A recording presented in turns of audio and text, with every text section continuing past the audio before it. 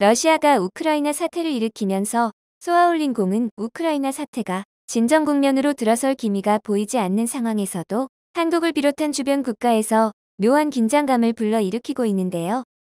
특히 러일 한중 중일 간 바다에서 말이죠.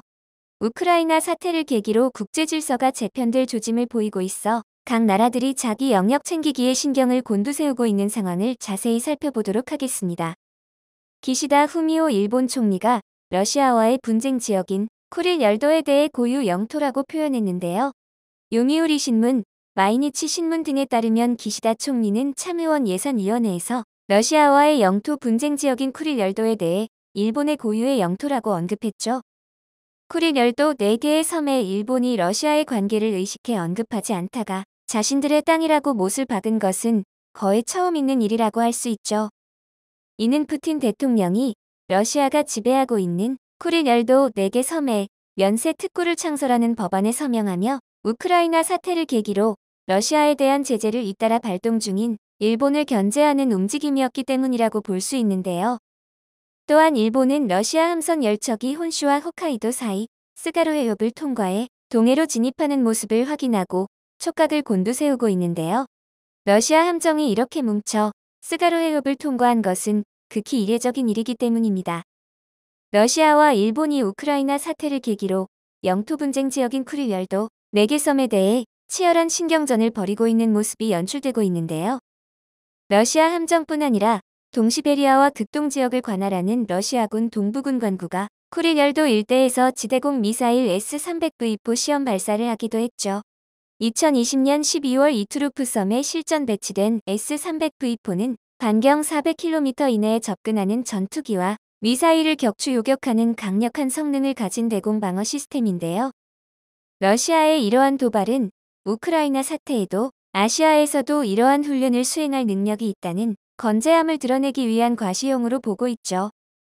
러시아가 건재함을 과시를 하고 있는 상황에 눈치를 살금살금 살피며 주변국의 반응을 살피고 있는 나라가 있는데요. 중국은 우크라이나 사태의 추이를 살피며 대만 침공을 대비하고 있는 모습입니다. 우크라이나 사태에 따른 러시아의 현재 모양새는 중국에 여러 시사점을 주고 있기에 이전의 계획들 및 시뮬레이션을 전면 수정했을 것으로 보이는데요. 대만 침공을 정당화하며 그에 따른 후폭풍을 최소화하기 위해 초석을 다지고 있는 모습입니다. 중국은 러시아를 지지하던 입장에서 중립적인 모습으로 미묘한 변화를 둔 상황이죠. 그러면서 영유권 분쟁이 있는 곳들을 선점하며 분쟁에 대비하려고 빠르게 움직이고 있는 모습이 포착되고 있는 상황입니다. 중국은 현재 남중국해에서 공격적인 움직임을 보이고 있는데요. 거기에 한국과도 마찰을 겪고 있는 이어도도 포함하고 있죠. 현재 남중국해 해양 영유권 분쟁의 중심지로 떠오른 곳은 3곳인데요. 난사군도와 다오이다오, 그리고 수엔자오입니다. 남중국해의 난사군도는 영어로 스프레틀리 군도라 불리는 산호초와 무인도들을 통틀어 일컫는 중국식 표현이죠. 또한 다오이다오는 일본과 분쟁 중인 센카쿠 열도, 그리고 수엔자오는 한국의 영토인 이어도입니다. 그 중에서도 한국과의 분쟁 대비를 1순위로 놓고 있을 가능성이 큰데요. 이는 중국이 패권을 추구하면서 미국의 해군력을 제일 돌연선 밖으로 밀어내는 것을 핵심 전략으로 삼고 있기 때문입니다. 이어도는 우리나라가 2003년 해양과학기지를 설치하며 실효적 지배를 하고 있는 곳임에도 해양과학기지를 설치한 것은 문제가 있다고 지속적으로 항의하며 이어도의 영유권 분쟁을 계속해서 이어가고 있죠. 그만큼 이어도는 배타적 경제 수역의 중첩뿐만이 아니라 중국에게 지리적으로 중요한 위치인데요. 바로 태평양으로 향하는 길목이기에 중국이 끊임없이 야욕을 부리고 있는 것입니다. 최근 중국의 군용기가 한국의 이어도 서쪽 반공식별 구역에 침입했던 것으로 확인되면서 긴장감이 감도는데요. 반공식별 구역은 타국 군용기의 영공 침입을 방지하기 위해 각국이 설정하는 임의의 선인데요. 국제법상 인정된 영공은 아니지만 이곳에 진입하는 군용기는 미리 해당 국의 비행 계획과 진입 시 위치 등을 통보하는 것이 관례죠. 그러나 중국은 수십 차례 상습적으로 한국의 반공식별 구역을 침범하고 있는데요. 기본과 상식이 통하지 않고 있죠. 그렇다 보니 이어도에 대한 도발에 늘 촉각을 곤두세우고 있습니다. 이어도는 한국이 태평양으로 통하는 바다의 중앙 길목에 위치하고 있어 매우 중요한 해상교통로인데요. 한국 수출입의 90% 이상이 이어도 부근을 지나고 있습니다. 이어도 부근을 거치지 않고서는 이동할 수 없을 정도인데요. 또한 군사적 요충지로서 미국의 제1도련선을 뚫고 태평양으로 진출하기 위해서는 반드시 거쳐야 하는 곳이다 보니 중국은 틈만 나면 이어도 영유권 분쟁에 불씨를 붙이고 있죠. 현재 중국은 두 척의 항공모함을 보유하고 있는데요. 라오닝, 산둥에 이어 세 번째 항공모함 003이 완성을 앞두고 있어 이목이 집중되기도 하는데요. 라오닝 6만 톤급 전장은 대략 300m, 산둥은 7만 톤급 전장이 315m라고 하죠. 6만 톤급 라오닝, 7만 톤급 산둥에 이어 8만 톤급으로 알려져 있던 003은 산둥에 이어 중국이 자체 기술로 직접 건조한 두 번째 항공모함으로 그동안 알려진 바와는 다르게 그 크기가 10만 톤에 이른다고 하죠. 항공모함은 그 자체로 거대한 군사기지입니다. 해군이 항공모함 전력, 즉 항모 전단을 보유하고 있다는 것은 해상방 위력을 넘어 국방력 내지 국력을 가늠하는 기준이 되기도 합니다. 그렇다 보니 중국은 이 항공모함을 남중국해에 긴장감을 주기 위해 자주 훈련을 하고 있는데요. 중국이 항공모함 훈련한 곳에서는 미군이 어김없이 또 훈련을 감행해 늘 일촉즉발의 전운이 감돌기도 합니다. 이처럼 이어도 수역은 미국과 중국의 해양 패권 경쟁이 치열한 상황에서 우리나라가 해상교통로의 안전성을 확보하기 위한 최선의 수단이 되고 있죠.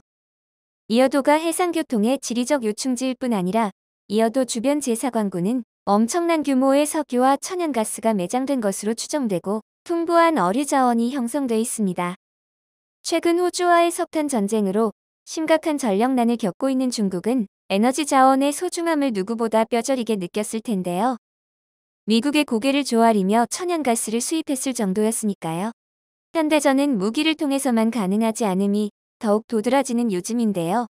러시아가 자신들이 가지고 있는 에너지 자원을 인질로 우위를 차지하려다 전 세계가 합심하자 역공을 휘청하고 있는 모습을 너무나도 잘 보고 있었죠.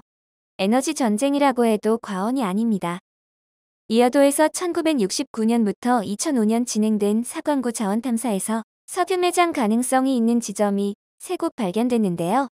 특히 이어도 주변에는 천연가스 72억 톤, 원유 1000억 배럴이 있는 것으로 추정되고 있죠. 이에 경제적 가치를 환산할 수 없을 정도인데요.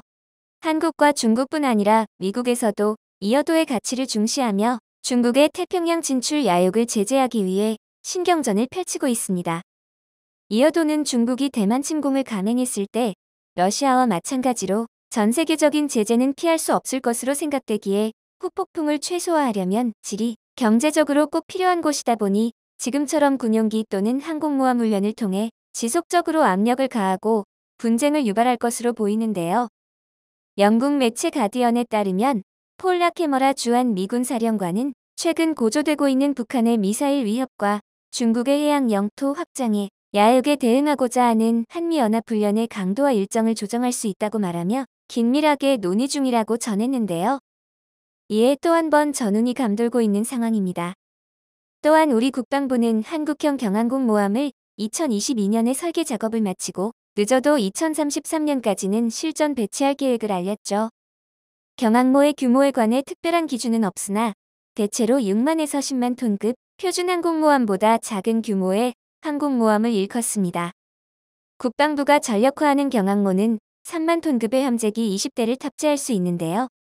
F-35B 스텔스기 같은 수직 이착륙기를 함재기로 싣고 다니며 다양한 안보 위협에 신속히 대응하고 분쟁 예상 해역에서 도발을 억제하고 해상 기동 부대를 지휘하는 역할을 수행할 것으로 보이죠.